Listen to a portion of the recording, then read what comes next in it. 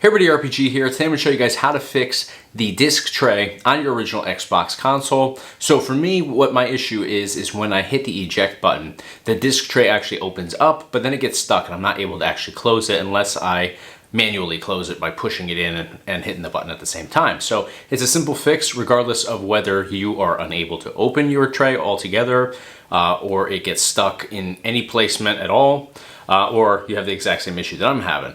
It all stems from the belt inside either being dirty or damaged. So by following these steps that I'm going to outline for you guys today, you can go in and either replace it or just clean it. In this case, for me, just cleaning it seemed to solve the problem 100%. So let's jump into it. All right, so the issue that I'm currently experiencing with this original Xbox console is the tray here actually gets stuck. So when I hit my eject button, the tray actually pulls out just fine. But what I run into now is when I go to hit my eject button again, you notice that it doesn't actually retract back in, it stays out. Now, if I actually hit the eject button again and just give it a little push there, it closes up just fine. So I know that the issue is actually the belt inside here. It's either bad or it just needs to be cleaned. Sometimes you'll get lint or dust and just like little bits of dirt that cake up on there, and you just need to scrape all that off and give it a good cleaning. So I'm going to show you guys exactly what we need to do in order to fix this. And I will also mention, for those of you that are having this issue where maybe your tray actually stays in like this, if we lift this up, there is actually a little tiny hole down here located right in here. If you have like the tip of a pen, or probably a paper clip would be ideal. If you push that in, you're able to actually manually open this up. Now again, I'm not experiencing that, so I can just go ahead here and hit my eject button. Tray pops out. And we're going to jump down here. I'm going to show you guys inside here exactly where you're going to locate the belt that we need to assess and figure out whether it needs to be cleaned or replaced altogether.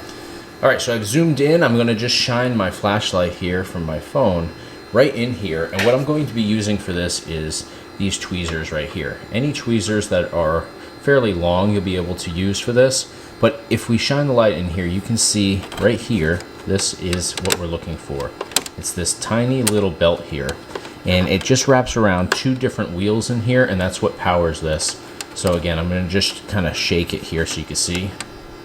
I'm trying to line up the flashlight here so you can get a good angle on this. It's pretty good there. You can see, there it is. I'm just kind of grazing it. So now getting in there and removing it can be a little bit tricky. You can either go underneath the disc tray here or over the top. I'm going to try to do this over the top in a way where you can see me doing this. There it is right there. Just kind of showing you. It goes right along there. So I'm going to just reach in here, get a good grip on it, and I'm going to just lift it over one wheel and then the other wheel, and there it is right there. All right, so here we have it. This is the belt. You can see there's some dust or debris on there, but all in all, it's in good shape. There's no tears or anything like that. If you have a spare one, you can go ahead and replace these. They're really inexpensive. I don't happen to have a spare one on me today, so I'm just going to clean this up though, but I'm feeling it, and there's nothing on here, no burrs or anything that's going to be problematic. So all we're going to do is just literally, you can clean it even with your fingers here just by going like this and kind of pulling it through, just to take off anything that's caked off. But also recommend just like a little soapy water, or even just straight water depending on how bad it is. If you just wipe it down with a paper towel or rag, microfiber is always good. If you have a microfiber cloth, you can wipe that down and it'll be good as new. So I just have a little paper towel here. I'm just going to do the same thing, just slide it through here and take off any crap that might be on there. So here it is, pretty much completely cleaned off. I'm not seeing anything on here, so we're going to go ahead and reinstall this now. So in order to reinstall it, we're going to be using our tweezers here again. And what I actually recommend doing is just pinching it like this. And I'm going to line this up here so we can kind of see. You're going to notice there's two wheels. There's a big wheel, which is located right over here. A little bit hard to see. I'll try to get in there. You can see it's right over there. We're going to loop it around that and then pull it over around this small one here. So I'm going to kind of drop it in there. So I have it dropped in place. All right, so I've got the belt looped in here, and I apologize for it being kind of hard to see, but I'm just grabbing it now. You can see it's around that big wheel in there. I'm just pulling it with the end of my tweezers. I'm gonna just loop it around the little wheel in there. Once it's looped around, I can actually see it in there. I'll just let it go.